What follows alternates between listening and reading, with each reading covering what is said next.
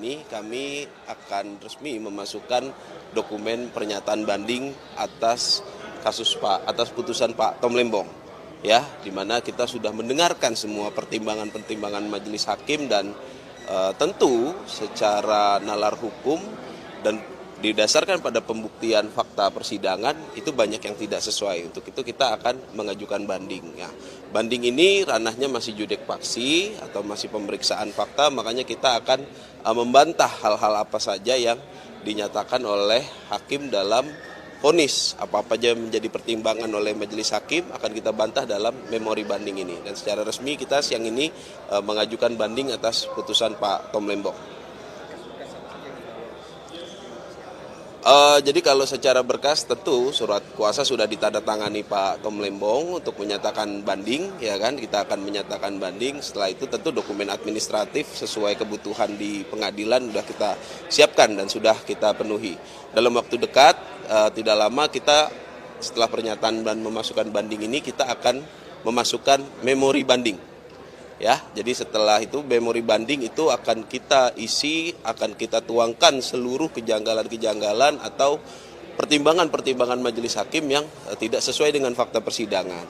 Contoh paling utama adalah seperti yang sudah disampaikan setelah putusan kemarin, tidak adanya mens rea, tidak adanya niat jahat. Tapi Pak Tom dalam putusan pertama itu dikatakan secara bersama-sama melakukan tindak pidana. Bagaimana sebuah tindak pidana terjadi secara bersama-sama kalau Pak Tomnya sendiri tidak kenal dengan dan tidak pernah berkomunikasi baik sebelum, pada saat, ataupun setelah beliau menjabat sebagai menteri kepada orang yang dimaksud melakukan bersama-sama melakukan tindak pidana korupsi tersebut.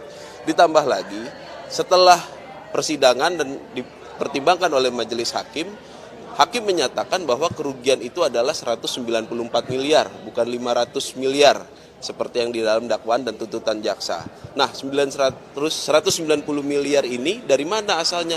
Dari kelebihan bayar PT PPI kepada perusahaan swasta. Pertanyaannya selanjutnya adalah, apakah Pak Tom ini Menteri Perdagangan atau direksi PT PPI? Ataukah Menteri Perdagangan ini adalah pemegang sahamnya PT PPI? PT PPI BUMN, pemegang sahamnya adalah Menteri BUMN, bukan Pak Tom Lembong selaku Mendak. Kenapa jadi kerugian lebih bayar PT PPI terhadap perusahaan swasta gula rafinasi ini ditanggung jawabkan kepada Pak Tom? Apa kausalitasnya? Apa korelasinya? Ini yang sangat kita sayangkan, bagaimana bisa putusan seperti ini. Gitu. Nah, ditambah lagi 194 itu adalah sifatnya potensial loss gitu kan. Nah, itu yang menurut kita itu sangat tidak tepat. Makanya kita menempuh upaya hukum banding ini. Ya, belum. Jadi hari ini kita resmi menyatakan, mengajukan, nanti keluar akta banding, itu kita sampaikan di hari ini.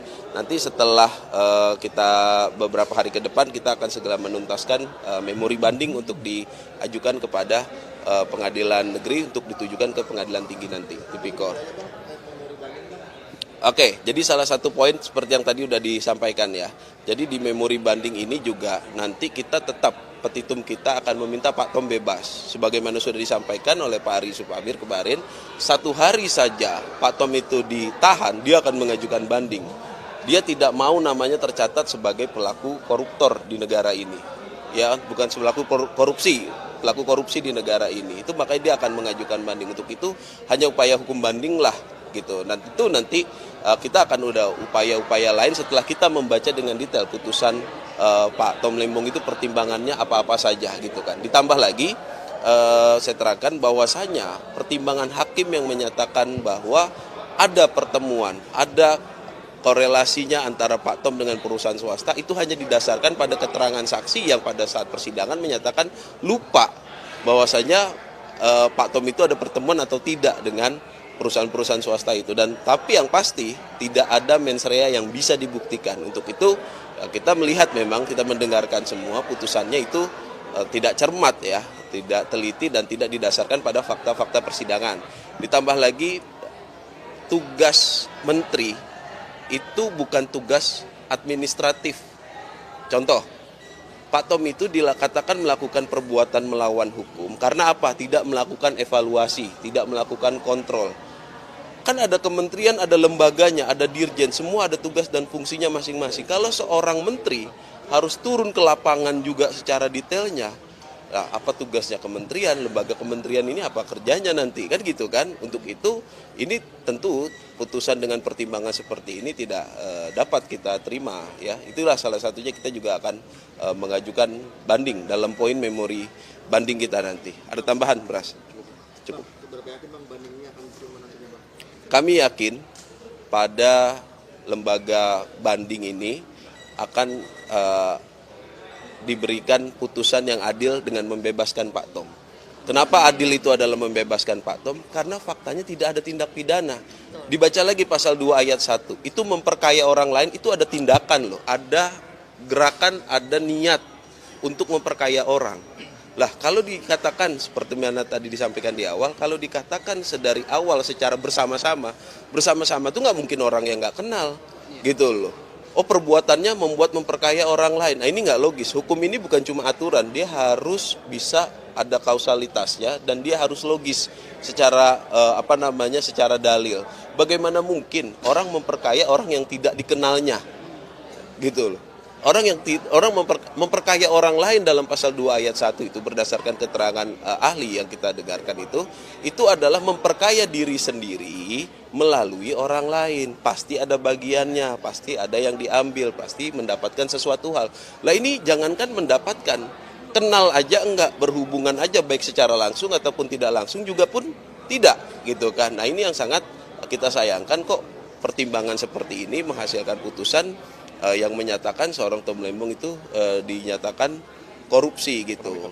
Nah terlebih lagi lah itu yang paling aneh tuh. Tidak pernah ada ahli, tidak pernah ada saksi ataupun fakta persidangan pembahasan mengenai kapitalisme. Tahu-tahu dibilang Pak Tom ini menganut paham ekonomi kapitalis. Pertanyaannya adalah yang ditunjuk Pak Tom itu koperasi loh salah satunya.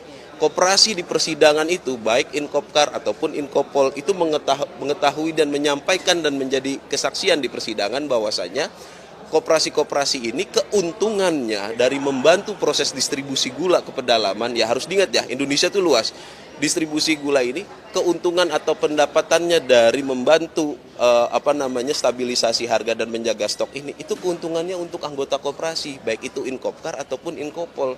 Bagaimana bisa tindakan seperti ini dikatakan kapitalis? Terlebih lagi ini adalah bentuk intervensi negara terhadap pasar.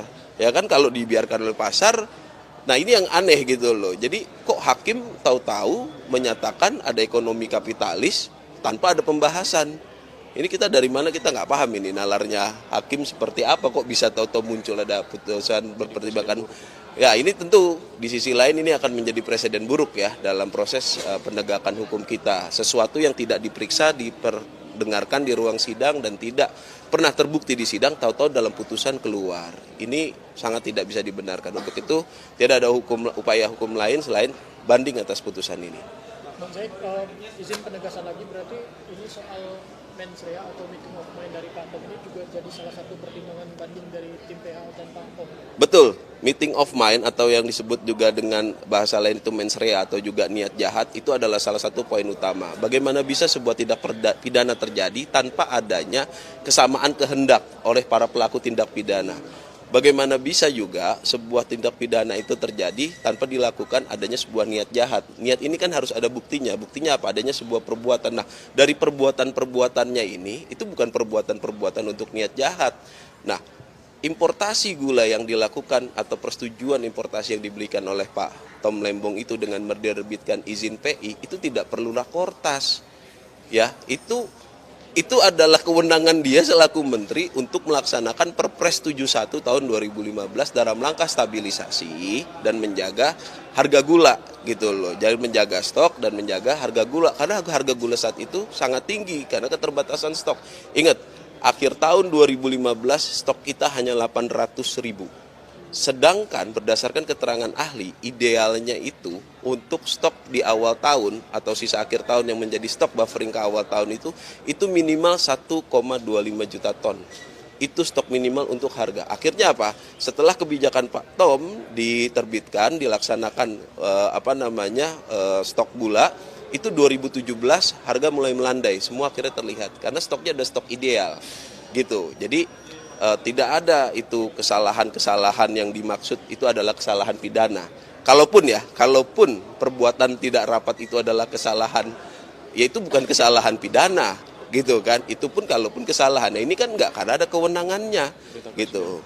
Ditambah lagi putusan hakim juga mengesampingkan fakta dan bukti di persidangan bahwasanya itu adalah perintah Presiden Joko Widodo pada saat itu. Itu diterangkan oleh saksi dari Inkopkar ya dan Inkopol gitu, dan juga ahli dari JPU pun meminta agar keterangan Pak Presiden hari itu untuk didengarkan. Sayangnya kan tidak dihadirkan oleh hakim.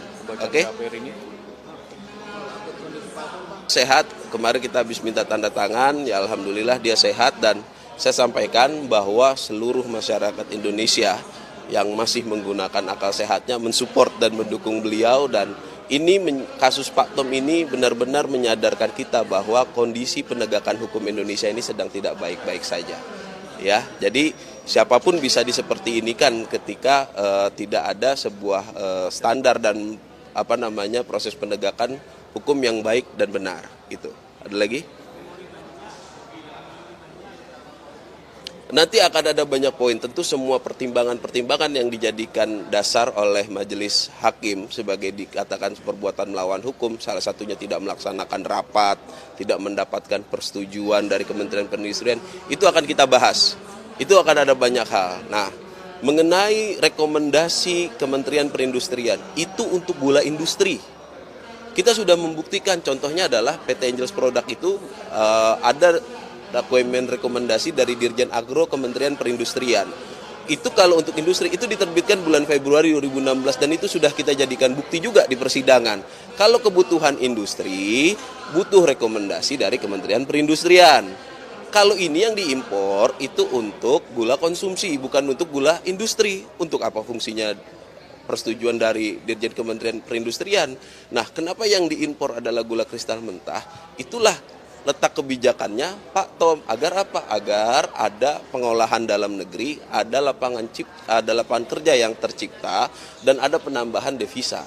Gitu. Itu kenapa dipilihnya. Kalau impornya barang jadi atau GKP, itu harga udah pasti tinggi. Yang kedua, itu proses order, itu harus PO dulu. Nggak ada itu kita beli gula putih, langsung jadi, langsung kirim, itu nggak ada. Ya, di fakta persidangan sudah dibuktikan bahwasanya kalau mau order GKP itu harus PO dan itu butuh waktu. Di luar negeri pun butuh memproses. Pertanyaannya, siapa yang diuntungkan kalau gitu? Kalau impornya adalah GKP. Luar negeri, karena mereka yang memproses. Bukan dalam negeri. Kalau dalam negeri yang memproses, otomatis ada tenaga kerja, ada pajak atas tenaga kerja, ada barang-barang untuk memproses itu yang menimbulkan keuntungan bagi Indonesia. Makanya kita mendatangkan ahli itu bisa membuktikan kurang lebih ada 900 miliar pendapatan atau keuntungan negara yang diterima dengan mengimpor gula kristal mentah.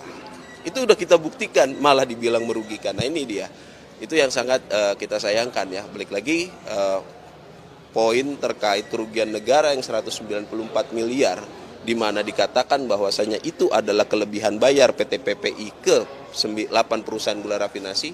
Apa korelasinya dengan Pak Tom?